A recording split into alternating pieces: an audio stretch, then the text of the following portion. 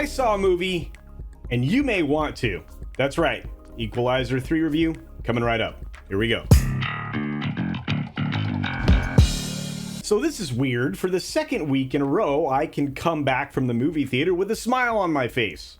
And that kind of gives you an early indication of what I thought about this film. Equalizer 3, starring Denzel Washington, is, well, kind of a tour de force. And as a point of closure for this trilogy of amazing films, this worked out really well. Now, some early points that need to be made. This film is incredibly violent, so don't go in there expecting not to see violence. It's one of the things that Robert McCall is known for, and Denzel Washington is really good at it. And it's not only just a little bit believable, it's done in such a cinematic way that at times it's shocking. There are 2 points in the film that actually got me to jump in my seat, as a matter of fact. We also have an interesting storyline here, and I'm not going to be giving away any spoilers, but I will say that you've been given a treat. What you've seen in the trailer is largely in the first part of the film, so it's not spoiled, and it's far more detailed, and there's a lot of things going on here. And Robert McCall's previous work history does play a significant role in what's happening in this particular film. Director Antoine Fuqua is a very talented director, and the cinematography in this film is unbelievable. They're somehow able to mix in multiple drone shots with still footage, Steadicam footage, and everything else. It is shot in a way that it was so pre-planned that it's flawless. There's no break in sequence. It is so well done that I'm speechless. The beauty of the town that this is centered in is featured here. It's another character in addition to Denzel Washington. The people of this particular town, they become real life, people that you feel like you know, in a community you feel like you understand. And that really does play heavily into the way this film plays. There isn't a moment of film here that was wasted. The shots that build tension and momentum are done very purposefully, perhaps even plottingly, and that's not any kind of a criticism. The moments that you start to understand the stature and the status of the various groups that are involved here is done not only in a spoken manner, it's also done in a visual way. And you'll understand what I mean when I say motorcycles and then luxury cars. But beyond all of that, there are some other subplots that are working here as well. There's a hint at even romance. And finally, Robert McCall does feel like he belongs somewhere, and that's not even to the end of the film. Ultimately, this is one of Denzel Washington's best roles, and this time he got it perfect.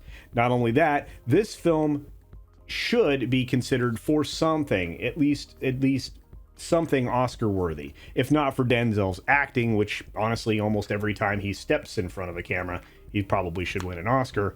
But no, because of the cinematography that I keep mentioning and raving about, I think you'll appreciate what I mean if you get the opportunity to see this film. And I'm going to say it once again, for the second week in a row, I came out of this theater smiling. And that's really saying something. This is a traditional film. There's not a lot of monkey business in it. There's no neo-fascist messaging. There's none of it. There's no hint at it. It's just perfectly done. You even get moments where Denzel Washington's character is mentoring a young woman who doesn't have all the answers for a change. Quite refreshing. And now we're to the part of the review that I think matters to everybody. And we're keeping this one rather short. Okay, I'm sparing you a lot of details. This film is another solid 8.5 to 9 out of 10, if that's the rating scale you prefer. But this thing finds itself somewhere between a 4 and a 4.5 star on my star rating system that I actually prefer. The film never lets up. Every single moment, every single frame builds to the crescendo that you absolutely expect. And there is no time wasted here, something that I think we've had a lot of complaints about. Runtime is clocking in at 1 hour and 49 minutes. And if you walk out at the beginning of the end credits, you'll be out of there in an hour 42, which is incredible. So much story in so little time. Incredible. One of the other aspects that I have to mention before we wrap this up is the sound editing, the sound effects. Everything in this film is purposeful, and it's perfectly timed with the amazing cinematography that is put on display here. So whoever was in charge of that, well, they probably deserve an Oscar, as I mentioned before. Anyway, if you want to know whether or not you should go and see this film, and you're prepared for a little bit of violence, and you have background, at least with the television series, or, well, of course, the old television series, not the new one, and with like the first Equalizer film, you're going to be in for quite the treat.